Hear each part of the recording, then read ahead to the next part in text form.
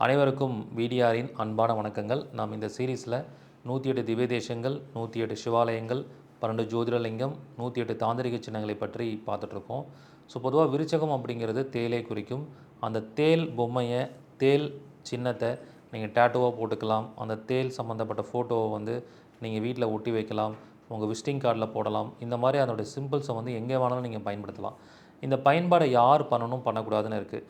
பொதுவாக இந்த விருச்சகத்துடைய சிம்பிளான தேல் சிம்பிள், ஸ்கார்பியோ சிம்பிளை துலா லக்னக்காரங்க பயன்படுத்தினா வருமானத்தில் ஒரு பெரிய முன்னேற்றம் ஏற்படும். மீன லக்னக்காரங்க பயன்படுத்தினா ஆன்மீக வாழ்க்கையில் ஒரு பெரிய வெற்றியை அவங்க அடைவாங்க. இதே தனுஷ் லக்னக்காரங்க பயன்படுத்தும் போது நிறைய விரயத்தை அடையக்கூடிய சூழல் ஏற்பட்டுரும். மிதுன லக்னக்காரங்க பயன்படுத்தினா உடம்புல நோய், கோர்ட் கேஸ் பிரச்சனைகள் கூட வரும்.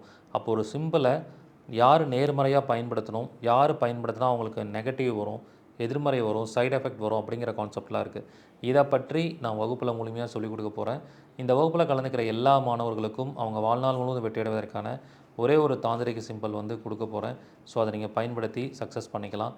மாற்றுத்திறனாளிகள், பழைய மாணவர்கள், மூத்த குடிமக்களுக்கு கட்டண சலுகை உண்டு. விருப்பம் இருக்கிறவங்க முன்பதிவு பண்ணிக்கோங்க. ஸோ இந்த வகுப்பில் முதல்ல ஜாயின் பண்ணக்கூடிய 200 நபர்களுக்கு மட்டுமே அனுமதி. சீக்கிரமாக முன்பதிவு பண்ணுங்கள். நன்றி, வணக்கம், வாழ்க வளமுடன்.